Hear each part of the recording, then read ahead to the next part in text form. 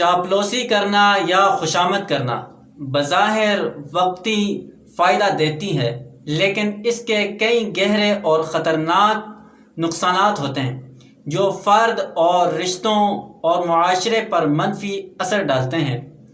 چاپلوسی کرنے والا سچ بولنے کی ہمت نہیں کرتا، وہ ہر حال میں سامنے والے کو خوش رکھنے کی کوشش کرتا ہے، جس سے سچائی اور انصاف قربان ہو جاتے ہیں۔ ظالم کو مزید طاقت ملتی ہے۔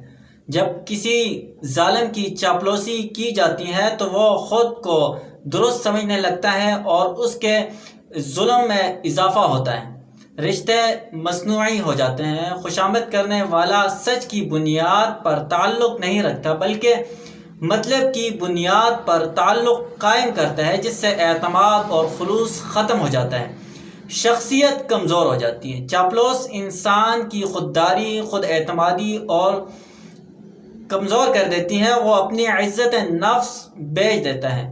چاپلوسی اللہ کی ناراضگی کا سبب ہے۔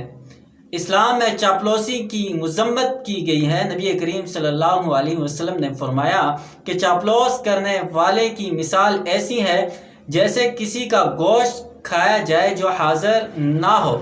چاپلوسی سے سماج میں انصاف کا قتل ہوتا ہے۔ اگر ہر کوئی صاحب اختیار کی چاپلوسی کرتا رہے تو معاشرے میں عدل، سچائی اور میراث سے خالی ہو جاتا ہے اور نااہل لوگ ترقی کرتے ہیں۔ چاپلوسی سے سچ بولنے والے دب جاتے ہیں۔ چاپلوسی کرنے والے وہ لوگ اکثر وہ ماحول پیدا کرتے ہیں جہاں سچ بولنے والے لوگ نظر انداز یا نکال دیے جاتے ہیں۔ تو نتیجہ یہ ہے چاپلوسی کا غرض کہ چاپلوسی وقتی فائدہ دے سکتی ہے، لیکن یہ انسان کو عزت، وقار، خودداری اور حق سے دور کر دیتی ہے۔